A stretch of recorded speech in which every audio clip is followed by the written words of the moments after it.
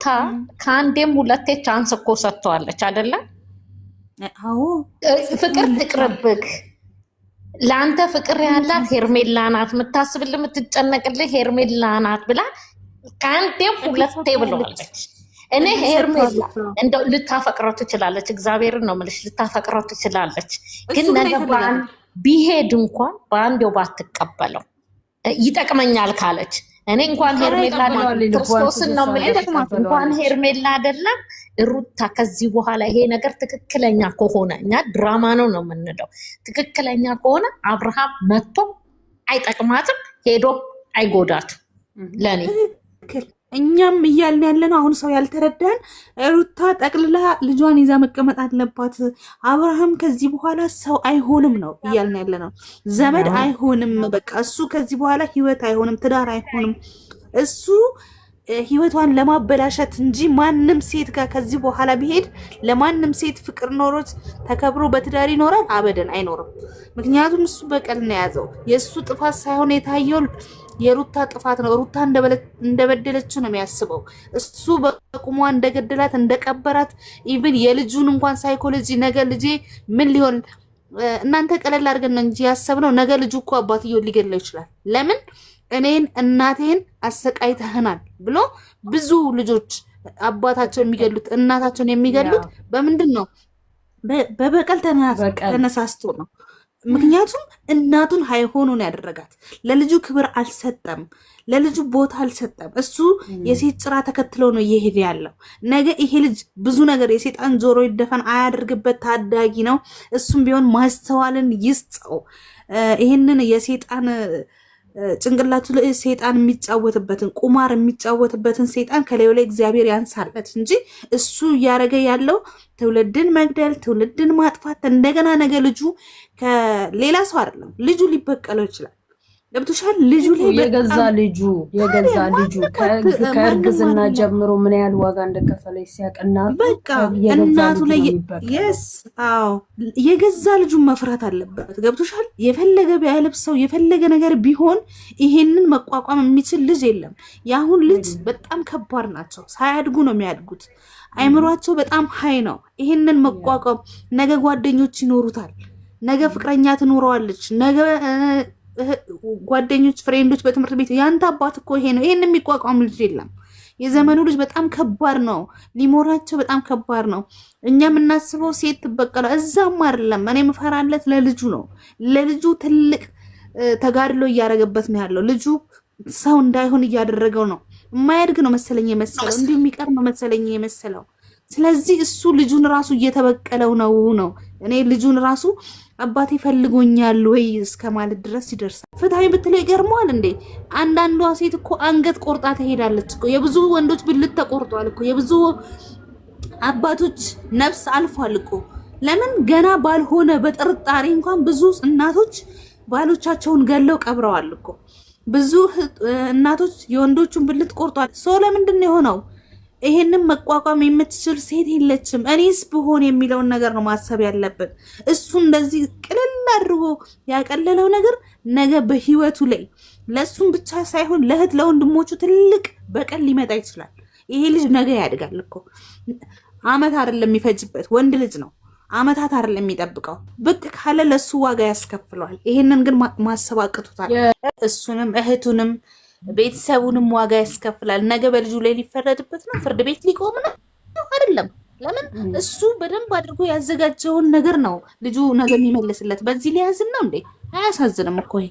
ምክንያቱም እሱ ያጠፋውን ጥፋት ነው ልጁ ሊበቀለው የሚችለው። ይሄ ደግሞ ምንም ጥርጥር የለም። ይሄንን የሚቋቋም ማንም ልጅ የለም። ይሄንን የምትቋቋም ማንም ሴት የለችም። እውነት እንደተባለው ድራማ ከሆነ አላቅም። እንደገና ደግሞ ይሄ እውነተኛ ታሪክ ሆኖ ሲገኝ ማለት በጣም ከባድ። እንዴት ራሱን በምን ሂሳብ እንደሚያስበው ራሱን በምን እንትን እንደሚያየው አለማፈሩ። እውነቴን ነው። ማነው ፍሬ መጥቶ ተመለሰ መሰለኝ። እና በጣም ከባድ ዘግናኝ የሆነ ነገር የሚያደርገው ሼም የሆነ ቢግ ሼም የሆነ ነገር ማለት ነው። ነገ ደግሞ እዛች ጋር ይሄዳል። ነገ ደግሞ ይለፋደዳል እንደ አዲስ። እሱ የወንድ ሸክል ራሱ የለውም፣ የወንድ አቋም የለውም እኮ። ምን እንደምንለው ራሱ እኛ ግራ ገባን። የእውነት የነውር ምን አይነት አስተዳደግ እንዳደገ ማነው አዲስ አበባ ላይ እንደዚህ አይነት ስራ የሚሰራው? የትኛው ወጣት የትኛው ወንድ ነው እንደዚህ አይነት ቢሰራም እኮ በድብቅ ነው። እንደሱ ግን እንደዚህ ሐላል ጋጦት የወጣ እኔ ወንድ በዘመኔ አይስተዋላቅም። አላው በየቤቱ የተለያየ ነገር ሊኖር ይችላል። እንደሱ ግን አይኑን በጨው አጥቦ ነውሩን የሚገስጸው ሰው የሌለው ሃይ የሚለው ሰው የሌለው እሱ ከዛሬ ነገ የማይሻል እኔ ምን እንደምል ራሱ እግዚአብሔር ማስተዋልና ልቦናን ይስጠው። ይሄ የራሱ ህይወት መበላሸት የራሱ ጉዳይ። አንድ ልጁ ያሳዝናል። ሁለተኛ ነገር ደግሞ ትውልድ እየበላብን ነው፣ ትውልድ እየገደለብን ነው። እሱን እኔ ሰው ይቀጣዋል ብዬ ራሱ አላስብም።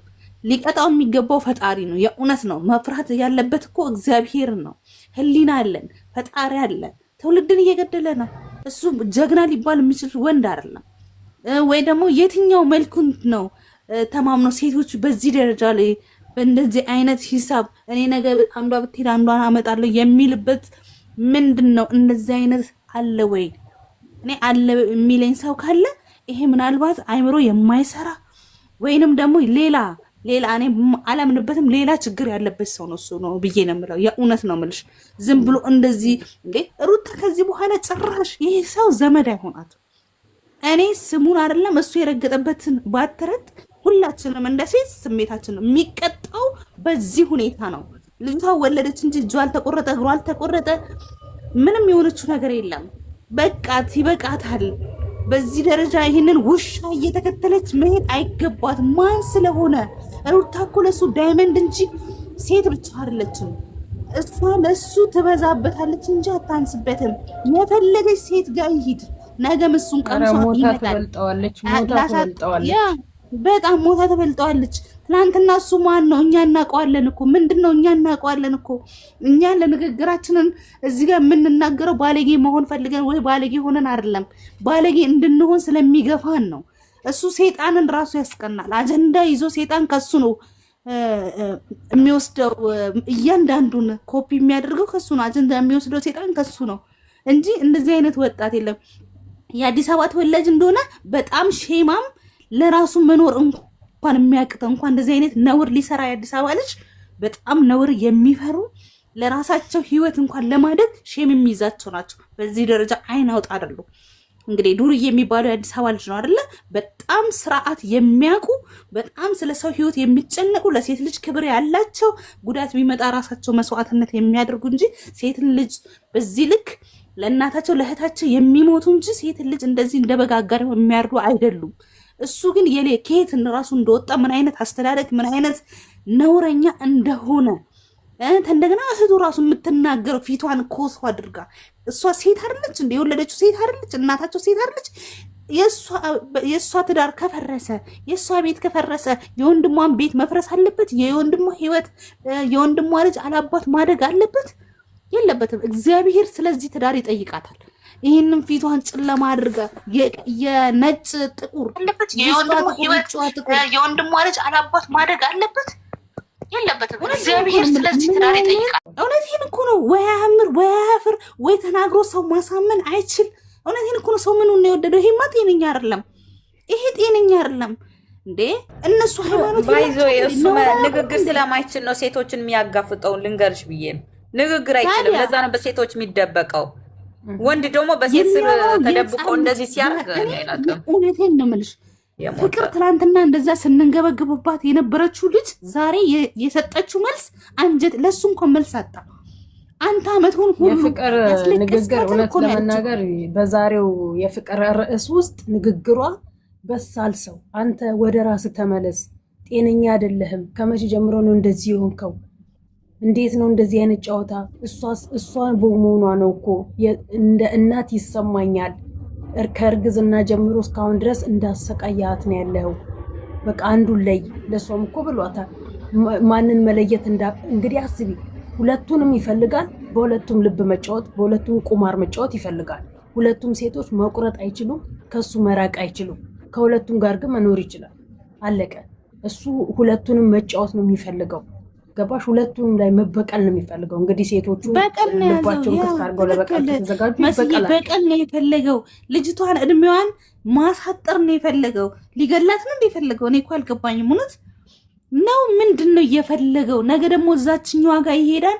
ምንም እንዳላደረገ፣ ምንም እንዳልተፈጠረ፣ ምንም እንዳልሆነ እጇን ዘርግታ ክንፏን ዘርግታ መሀል እጁ ላይ ትገባለች። ከዛስ ህይወቷን ቁማር ይጫወትባታል። እሱ የሚፈልገው ወይ እሱ ጀግንነት ይምሰለው፣ ጀብድ ይምሰለው። ሰው እኮ ወንድ አገር ድንበሩን ነው የሚያስከብረው፣ እህት ወንድሙን ነው የሚያስከብረው፣ ያለበትን የአገር ሁኔታ ነው የሚያስከብረው፣ ደሙን አፍሷ አጥንቱን። እሱ ይሄንን መላ ቅዱሱን አንዴ ፀጉሩን ወደ ላይ አንዴ ወደ ታች እያደረገ የሚያስጠብቀው የሴቶችን ጭን እንዴ ቃል ቲጂ አይታችሁታላ? እነሱ በገዙት አበባ ላይ እሱ ገዝቼ ያለው እንኳን ሳይል ምንም አልተቀየምኩም ብላ ዘላ ስታቅፈው ሰዎች ልጅ የትም ተኝታ የትም ቢመጣ ሰው ትቀበሏለች።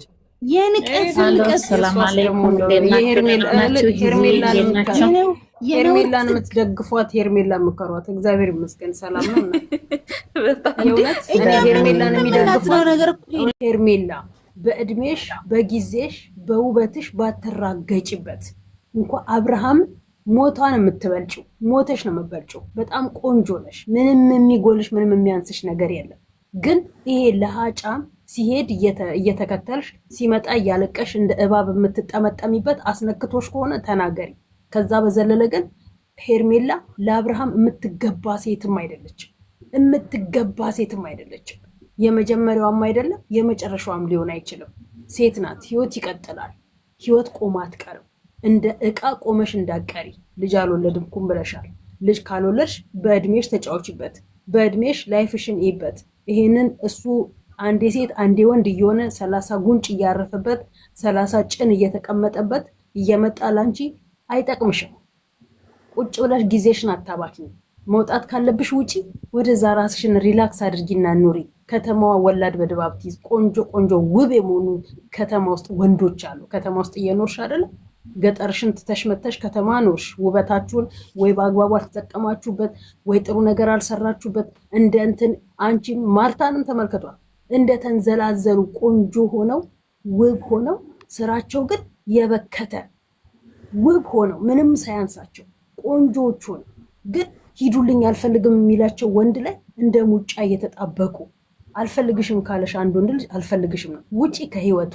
ምን ጎንዶሽ? ምን አንሶሽ? ገንዘብ ነው ሰርተሽ ታመጫለሽ። ወንድ እንደሆነ ሞልቷል። በየሆቴሉ ብትገቢ የሚያማምሩ ዘግባ ዘግባ የመሳሰሉ ወንዶች አሉ። ደረታቸው ሰፊ ስታያቸው የሚያዝረከርኩሽ ዋው ብለሽ ምትቀሪ። ይሄ ሲያዩት ዋው አይደለም አፍ የሚያዘጋ እንትን እኮ ነው አብርሃም ማለት። ለሱ ቅንጣት ታክል የጥፍር ቆሻሻ ታክል የውስጥ እግርሽን ረግጠሽ ለፊ አይ መዝረክረክ ነው። እውነት ለመናገር ሌሎቹ ወንዶችን ማሰደብ ሌላ ወንድ ከተማ ውስጥ የለም ወይ ለማስባል ካልሆነ በስተቀር አብርሃም ለሄርሜላ ጠቅሟት ወይ የሚጠቅማትም አይደለም። በጥቅማ ጥቅምም እየሸወደችው ራሷን ጊዜዋን አትፍጅ። ልጅ ትውለድ። መቼም እርግጠኛ ነኝ ከሄርሜላ ከሩታና ከፍቅር ታላቅ እንጂ ከሩታና ከፍቅር ታናሽ አይደለችም። ሄርሜላ ማለት የሁለቱም ታላቅ ናት። የሰው ልጅ እንደዚሁ አይታችሁ ትገምቱታላችሁ። ስለዚህ ሄርሜላ ለራሷ ብትኖር አለቀ። ካሁን በኋላ እየተግማማ ቢመጣባት አብራ እሺ ልትለው ነው። ዛሬ ከሩታ ጋርና ከፍቅር ጋር ያደረገውን አይታ በቃ እኔ ያው ላየ እነሱ ተጫወቱብህ፣ እኔ እኮ አልጫወትብህም፣ እኔ እኮ በጣም ነው የምወድህ እኔ ብላ ትልፈሰፈስበታለች። እንደ ሴት ልጅ ቆረጥ ስትሆን ነው። እንደ ሴት ራሷን ስታስከብር ነው። ስትፈለግ ነው ሴት ልጅ የምታምረውም ሁሉ ነገሯ።